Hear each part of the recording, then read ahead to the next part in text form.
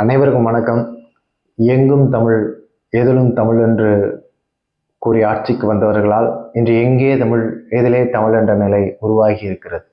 கல்வி மொழியாக தமிழ் இல்லை, வழக்காட மொழியாக தமிழ் இல்லை, ஏன் வழிபாட்டு மொழியாகவும் தமிழ் இல்லை.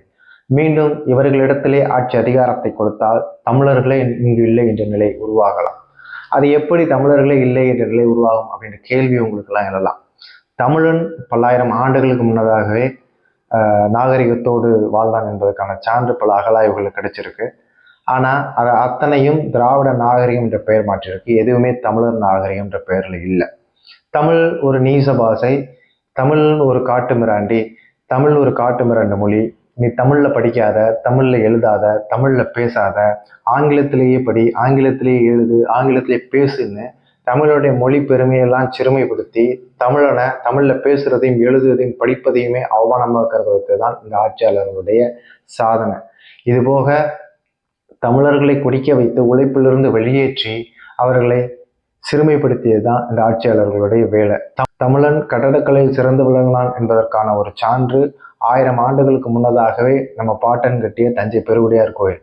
ஆனால் அந்த கோயிலை இது ஆரிய அடிவரடி கட்டிய கோயில் என்றும் பார்ப்பனிய அடிமை கட்டிய கோயில் என்றும் மாற்றி எழுதியிருக்கிறார்கள் வரலாற்றில். இதுபோக கோனேரிக்கோன் கோட்டையை மராத்திய மன்னன் கட்டிய கோட்டை என்று மாற்றி துடிக்கிறது இந்த ஆட்சியாளர்கள். இப்படி ஒவ்வொரு தமிழரின் சிறப்புகளையும் மறைத்து இது மற்றவர்களின் நாகரிகமாகவும் மற்றவர்களின் சிறப்புகளாகவும் எழுதப்பட்டிருக்கு. கடந்த 50 ஆண்டுகளுக்கு மேலாக இந்த தமிழர் அல்லாதோரை ஆட்சி செய்ய வைத்ததன் விளைவுதான் இன்னைக்கு நம்ம தமிழ்ல பேசுறதையும் எழுதுவதையும் படிப்பதையும் அவமானமாக கருத வச்சிருக்கு. இனி எஸ்ஐஆர் போன்ற திட்டங்கள்லாம் கொண்டு வந்து வட இந்தியர்களுக்கு இங்கு வாக்குரிமையை கொடுத்து அவர்களே ஆட்சி அதிகாரத்தை தேர்வு செய்ய வைத்து அவர்களுக்கு வேண்டியவர்கள் இங்கு ஆட்சி அதிகாரத்தை செய்தால் தமிழனே தன்னை தமிழன் என்று சொல்லிக்கொள்ள அவமானப்படும் நிலை இனி உருவாகும். ஏன்னா தமிழன் குடிச்சு தமிழன் வேலைக்கு போகமாட்டான் அப்படின்ற நிலையை உருவாக்கிட்டாங்க. தமிழன் ஒரு காட்டு மிராண்டி, தமிழனுக்கு எந்த நாகரிகமும் கிடையாது அப்படின்றது இந்த வரலாற்றில் எழுதப்பட்டிருக்கு. இதன் பிறகு கட்டடக்கலையில் நாங்கள் தான் சிறந்தவங்க, இந்த கோனேரிக்கோன் கோட்டையெல்லாம் கட்டியது மராத்திய மன்னர்கள் தான் எழுதப்பட்டுட்டா வட இந்தியர்கள் இன்னும் 50 ஆண்டுகளுக்கு பிறகு 50 இல்லை 100 ஆண்டுகளுக்கு பிறகு என்ன எழுதுவான்? தமிழர்களுக்கு கட்டடக்கலை என்றாலே என்னன்னு தெரியாது. பல்லாயிரம் ஆண்டுகளுக்கு முன்பே மராத்திய மன்னர்கள் தான் இங்கே கட்டடக்கலையெல்லாம் கட்டினாங்க.